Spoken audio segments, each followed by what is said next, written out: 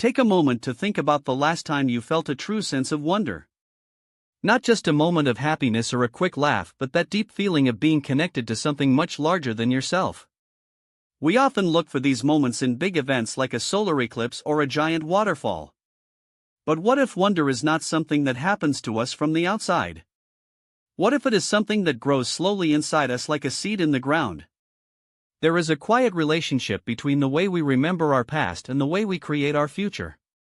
This relationship is often found in the most humble places like the dirt beneath our fingernails or the way the morning light hits a specific tree.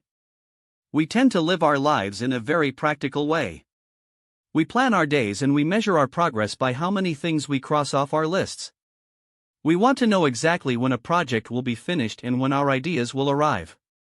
But the creative spirit does not always follow a schedule. It is like a garden that requires patience and a certain kind of waiting that we are not very used to in our modern world. When we look at the surface of a beautiful piece of art or a poem, we often see the final result. We see the bright colors of a flower or the perfect rhythm of a sentence. We think of these things as finished products. However, the surface concept here is that creation is actually a form of memory. It is the act of reaching back into the soil of our childhood and pulling out the feelings that shaped us. Think about a simple memory from when you were very young. Maybe it was the smell of the air before a rainstorm or the way your parents' hands felt while they were working in the yard. These small details are the building blocks of who we are.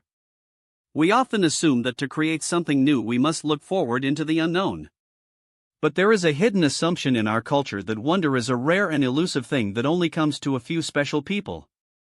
We assume that if we are not feeling inspired right now, then we are not being productive. We treat inspiration like a faucet that we should be able to turn on and off whenever we need it. But real insight often works differently. It is more like a guest that arrives when it is ready and not necessarily when we are ready to receive it. This requires a shift in how we value our time. If we are always rushing to meet a deadline or to find an answer, we might miss the very moment when the idea is trying to land on us. Imagine sitting in a room and waiting for a thought to arrive. In our world today, that feels like a waste of time. We feel like we should be doing something active. But this waiting is actually a very deep form of work. It is the work of keeping our hearts open so that when the world speaks to us, we are actually listening. There is a structural pattern in the way we connect with nature and the way we connect with our own history. Think about how a seed works. It stays in the dark for a long time. It looks like nothing is happening. But inside that tiny shell there is a massive amount of energy and information waiting for the right moment to burst forth. Our memories work in a very similar way. They sit in the dark corners of our minds for years and then suddenly a smell or a sound brings them back to life. This pattern of planting and waiting and blooming is not just for plants. It is the pattern of how we find meaning in our lives.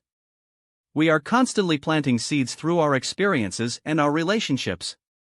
Some of these seeds might not bloom for decades, but they are still there, growing in the quiet parts of our souls. When we reframe our perspective, we can see that wonder is not a destination but a way of being in the world. It is about treating the everyday things around us as if they are holy. When we say something is holy, we usually think of a church or a religious ritual. But what if we treated the act of planting a flower or making a meal for a loved one as a holy act? This perspective changes how we experience the world. It turns the mundane tasks of life into a series of small miracles. If we look at the dirt not as something that makes us dirty but as the source of all life, we start to see the world with a sense of gratitude. This is how we bridge the gap between our practical daily lives and our deeper spiritual needs. We can apply this to our daily lives by allowing ourselves more space to be uncertain. Most of us are afraid of not knowing the answer. We want to be certain about our careers, our relationships, and our future. But wonder requires us to step into the unknown and to be okay with the silence. It means putting our hands into the dirt of our lives without knowing exactly what will grow. This might mean taking a different path on your walk home or sitting quietly without your phone for 10 minutes just to see what thoughts arrive. It is in these small gaps of unscheduled time that the most important realizations often occur. We need to learn how to be like the person who plants a garden, not just for the flowers they will see tomorrow but for the feeling of being connected to the earth today. This process is a lesson in humility. It teaches us that we are not in total control of everything. We are part of a larger cycle of life and death and rebirth. When we accept this, we can stop fighting against time and start flowing with it. We can see that our wants and our needs are like the waves of the ocean. They are vast and sometimes scary, but they are also beautiful and full of power. We are all children of the dirt and the stars trying to make sense of our place in the universe. We use words and stories to build a home where we can live together and understand each other. This is why we tell stories about our parents and why we keep the traditions of our families alive. We are trying to keep the light of wonder burning in a world that often feels cold and dark. Every act of creation is a way of saying that we were here and that we noticed the beauty of the world. It is a way of honoring the people who came before us and the children who will come after us. As we go about our busy lives, we should remember that the most important things cannot be rushed or forced. They arrive in their own time and in their own way. We just have to be there to welcome them when they finally show up. We have to be willing to get our knees in the soil and our hearts at sea. We have to be willing to wait for the arrival of the thing that will make us sing. If you stopped looking for answers and started looking for the small miracles in your own history, what would you find growing in the garden of your memory?